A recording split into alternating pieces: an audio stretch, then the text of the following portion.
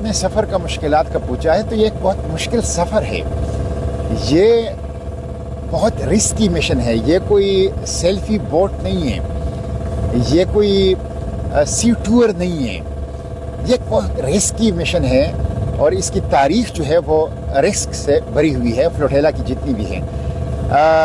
हम अभी ट्यूनिस के बंदरगाह पे खड़े थे कि 2 ड्रोन अटैक हुए और हमारे 2 जहाज़ जो हैं वो तबाह कर दिए गए। फिर रास्ते में मुसलसल रात को ड्रोन हमारे ऊपर मंडलाते रहते हैं और हमें मुस्तकिल रेड अलर्ट हालत में रहना पड़ता है कि किसी वक्त भी हमला हो सकता है। फिर 2 समंदरी तूफ़ान में हम गिर गए, जो शदीद किस्म के समंदरी तूफ़ान थे, जिससे हमारी 2-3 किश्तियाँ वो फेल हो गई, उनका मिशन फेल हो गया, उनके इंजन फेल हो गए। तो फिर आप ये देखें 8 दिनों से तो हम मुसलसल बैठे हुए हैं पानी के अंदर, जहाज़ के अंदर। तो एक मुश्किल सफ़र है और अभी 3-4 दिन हमें गज़ा तक मज़ीद पहुँचने में लगेगा। तो ये एक बहुत मुश्किल सफ़र है, तकालीफ के हवाले से भी, ख़तरात के हवाले से भी। और इसराइल बार बार धमकियाँ भी दे रहा है कि जो फ्लोटेला के अंदर आ रहे हैं वो टेररिस्ट हैं और इनको टेररिस्ट की तरह डील किया जाएगा।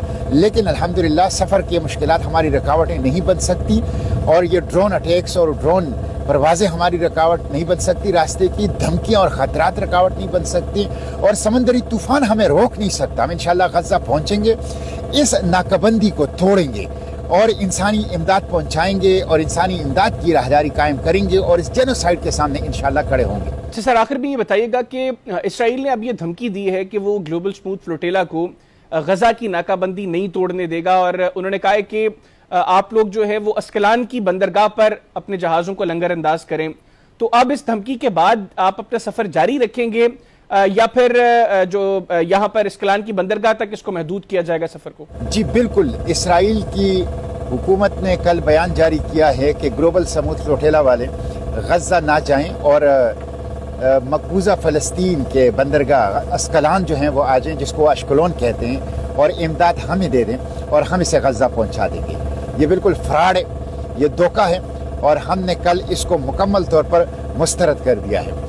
जो resist apartheid illegitimate regime hunger को as a weapon of genocide इस्तेमाल कर रहे हैं, स्टार्वेशन और फेमिन को as a weapon of genocide इस्तेमाल कर रहे हैं, जो वार क्राइम में मुलव्विस है, जो सर्टिफाइड जेनोसाइड वहाँ पे कर रहा है, वो कैसे हमारी इमदाद पहुँचा सकता है? उनको शर्म नहीं आती कि वो हमें कहते हैं कि हमें इमदाद दो, हम पहुँचाएंगे। ये एक फ्रॉड है और हमने इसको मुस्तरद कर दिया है, इसराइल के मुंह पर दे मारा है। हम गज़ा जाएंगे इंशाअल्लाह। हम किसी खौफ, किसी डर, किसी खतरे, किसी धमकी को खातिर में नहीं लाएंगे, किसी साजिश, किसी ट्रैप का शिकार नहीं होंगे।